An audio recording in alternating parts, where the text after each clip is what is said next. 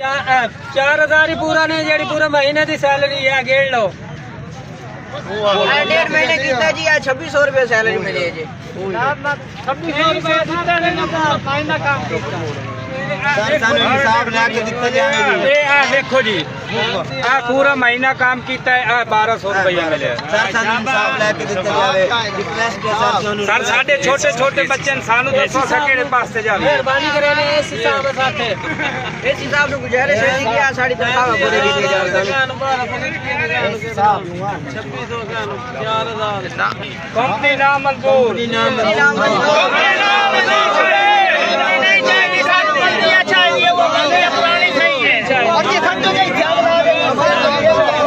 जी पूरा महीना काम किया है जी पूरा महीना काम किया है जी ठीक है जी। सुबह 6 बजे हमने जी 5 बजे घर उठ के 6 बजे हाजिरी तक पहुँचे जी 2 बजे तक डिप्टी देने जी पूरा महीना लाया जी 1200 रुपया सानू मिले जी।